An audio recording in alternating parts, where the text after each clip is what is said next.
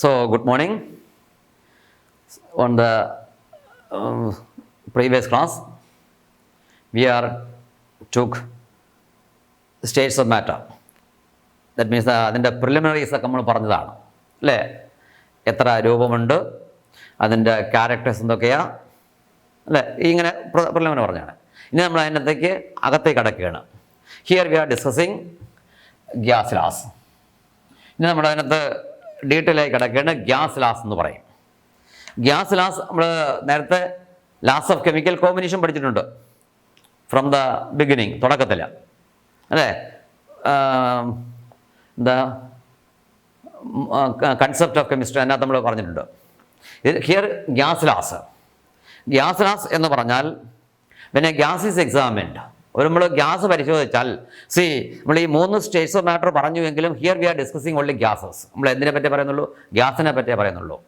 Here in this first year we are studied gases, second year we are studied solid state. അപ്പോൾ ചോദിക്കാം liquid ഇല്ലേ എന്ന് ചോദിക്കാം. Liquid is not a true state. Liquid ഒരു യഥാർത്ഥ അവസ്ഥയല്ല.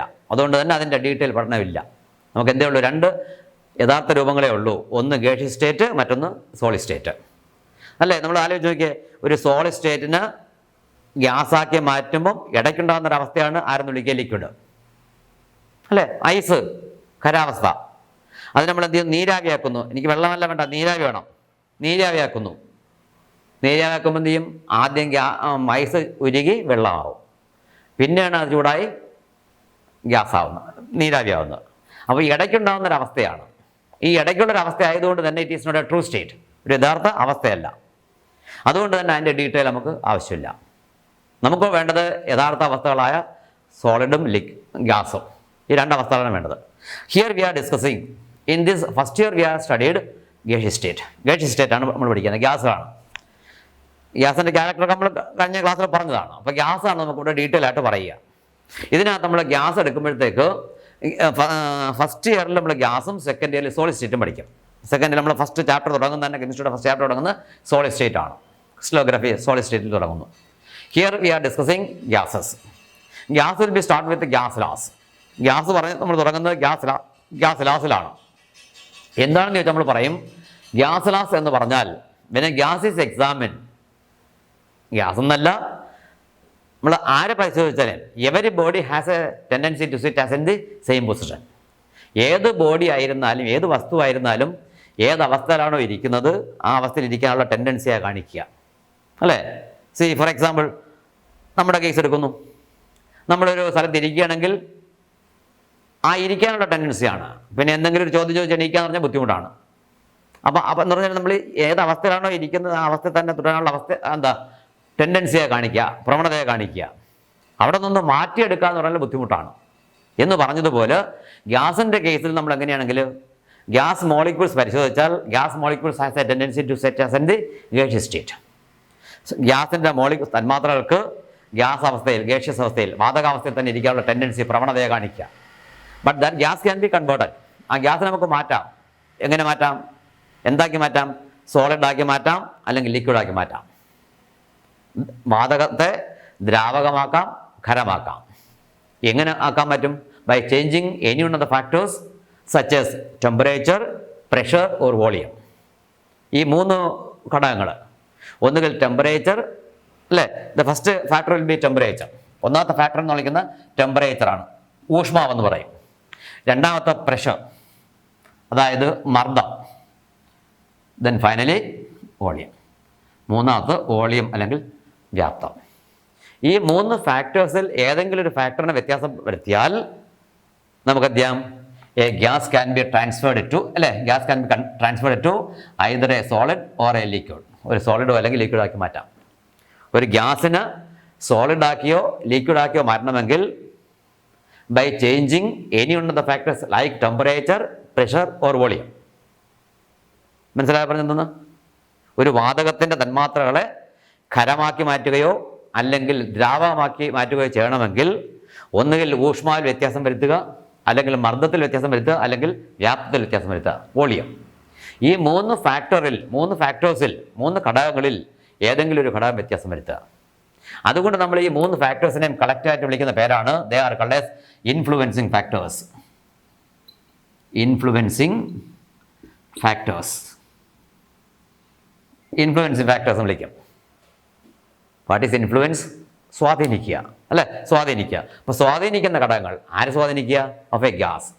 വാതകത്തെ സ്വാധീനിക്കുന്ന ഘടകങ്ങൾ ആരൊക്കെയെന്ന് വെച്ചാൽ either temperature, pressure or volume. മനസ്സിലായ പറഞ്ഞെന്തെന്ന് ഞാനൊന്നുകൂടെ പറയാം.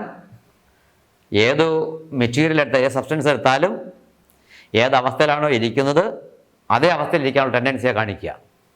അത് തന്നെയാണ് എന്ത് കാണിക്കുക? വാതക തന്മാത്രകളും കാണിക്കുക. ഒരു വാതക തന്മാത്രയെ ഖരത്തിൻ്റെ തന്മാത്രയാക്കുകയോ അല്ലെങ്കിൽ ദ്രാവക തന്മാത്രയാക്കുകയോ ചെയ്യാം. എങ്ങനെ ചെയ്യാം? ഇനി പറയുന്ന ഫാക്ടേഴ്സിൽ ഏതെങ്കിലും ഒരു ഫാക്ടർ വ്യത്യാസം പറ്റിയാൽ. ഏതൊക്കെയാണ് ഫാക്ടർ? 1 ഊഷ്മാവ്, 2 മർദ്ദം, 3 വ്യാപ്തം. ഈ 3 ഘടകങ്ങളിൽ ഏതെങ്കിലും ഒരു ഘടകത്തെ വ്യത്യാസം വരുത്തിയാൽ നമുക്കൊരു വാതകത്തെ ദ്രാവകമാക്കാം അല്ലെങ്കിൽ ഖരമാക്കാം. അതുകൊണ്ട് ഈ 3 ഫാക്ടേഴ്സിനെ, 3 ഘടകങ്ങളെ നമ്മൾ കളക്റ്റീവായിട്ട് ചേർത്ത് വിളിക്കുന്ന പേരാണ് influencing factors of a gas. ഒരു ഗ്യാസിനെ സ്വാധീനിക്കുന്ന ഘടകങ്ങളെന്ന് പറയും. Okay. So what are the influencing factors of a gas? ഒരു വാതകത്തെ സ്വാധീനിക്കുന്ന ഘടകങ്ങൾ ഏതൊക്കെയാണ് എന്ന് ചോദിച്ചാൽ temperature, pressure or volume. These 3 factors are collectively called influencing factors. ഈ 3 ഫാക്ടേഴ്സിനെ വിളിക്കുന്ന പേരാണ് influence factors.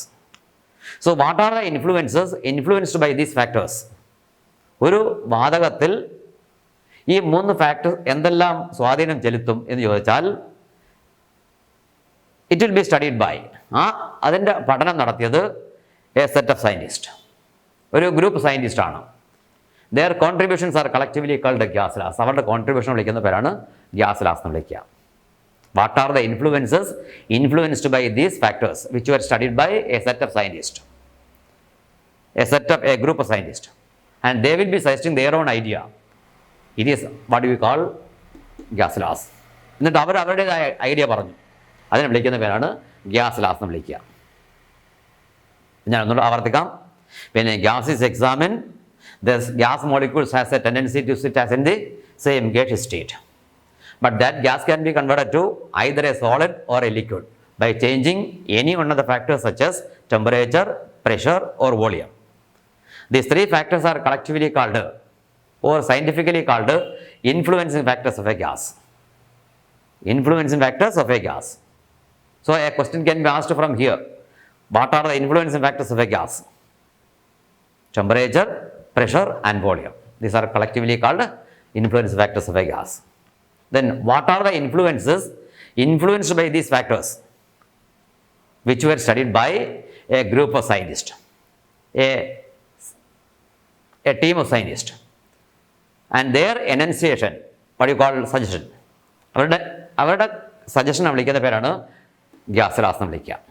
They will suggesting their own idea. അവരവരുടേതായ, ഓരോരുത്തരും അവരുടേതായ ഐഡിയ പറഞ്ഞു. ഈ ഐഡിയാസിനെ നമ്മൾ എന്ത് ചെയ്യുന്നു? സമ്മറൈസ് ചെയ്ത് ഗ്യാസ് ലാസ് എന്ന് പഠിക്കുന്നു. Namely, the first one is Boyle's law. അല്ല, ഒന്നാമത്തെ ഗ്യാസ് ലാസിൻ്റെ ഫസ്റ്റ് ലോ ആണ് boils law. Second is called Charles law. രണ്ടാമത്തത് Charles law. The third one is Avogadro's law. മൂന്നാം നമ്മൾ പറയും അവഗാഡ്രോസ് law എന്ന് പറയും. Then next is called Dalton's law of partial pressure.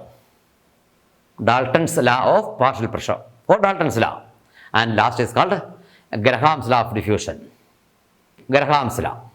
Simply called Graham's law.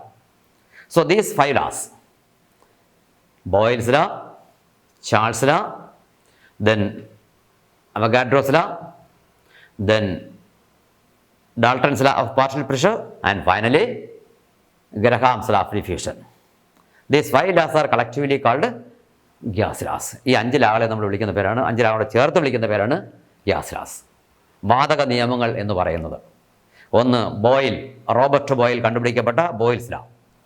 2 Jacques Charles കണ്ടുപിടിച്ച Charles law. മൂന്നാമത്തത് Amedeo Avogadro കണ്ടുപിടിച്ച Avogadro's law. നാലാമത്തത് Dalton's law of partial pressure.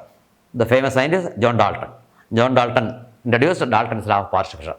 And finally Graham's law of diffusion. Thomas Graham.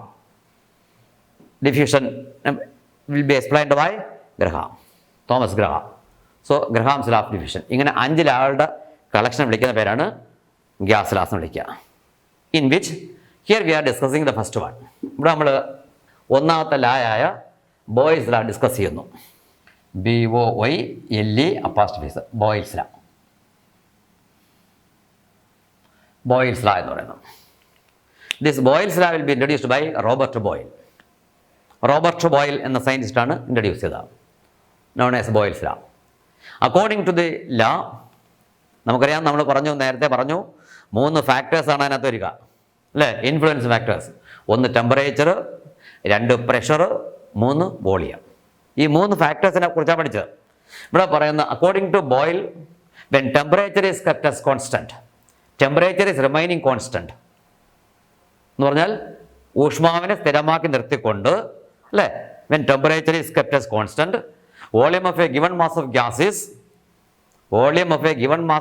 Is inversely proportional to the pressure എന്ന് പറഞ്ഞാൽ ഊഷ്മാവിനെ സ്ഥിരമാക്കി നിർത്തിക്കൊണ്ട് നിശ്ചിത തൂക്കം വാതകത്തിൻ്റെ വ്യാപ്തം പരിശോധിച്ചാൽ മർദ്ദത്തിന് വിപരീത അനുപാതത്തിലായിരിക്കും. എന്ന് പറഞ്ഞാൽ വ്യാപ്തം കൂടിയാൽ മർദ്ദം കുറയും, മർദ്ദം കൂട്ടിയാൽ വ്യാപ്തം കുറയും. Inversely proportion, not directly proportionate. ഒന്നുകൂടെ ഞാൻ സ്റ്റേറ്റ്മെൻറ്റ് പറയാം.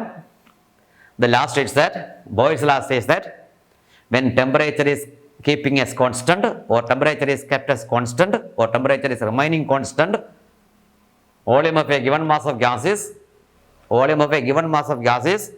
inversely proportional to the pressure. Volume of a given mass of gas is inversely proportional to the pressure. So mathematically, let T is the temperature. Temperature can be taken as T. Volume is taken as V.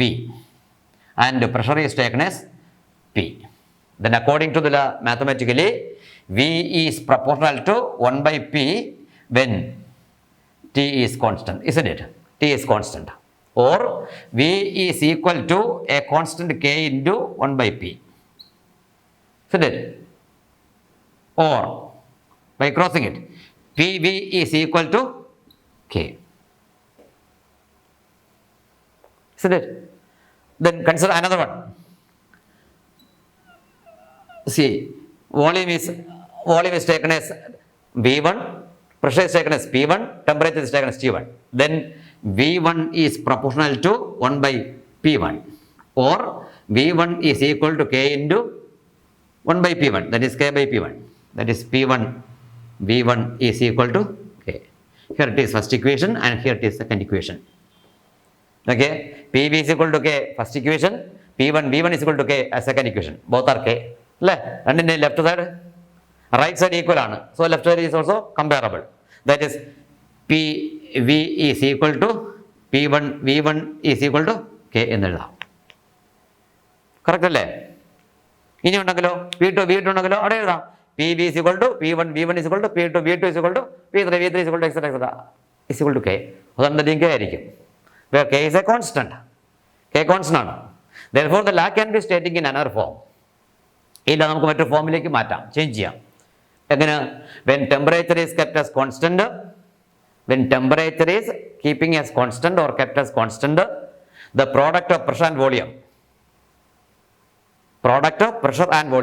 അല്ലേ, മർദ്ദത്തെ വ്യാപ്തം കൊണ്ട് ഗുണിച്ചാൽ ആ ഗുണനഫലം, product of pressure and volume of a given mass of gas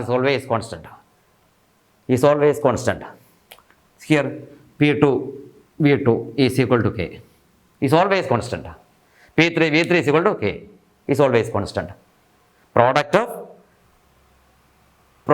pressure and volume of a given mass of gas is always constant. Where or when temperature is kept as constant. When temperature is keeping as constant, the product of pressure and volume of a given mass of gas is always constant. This is what you call Boyle's law.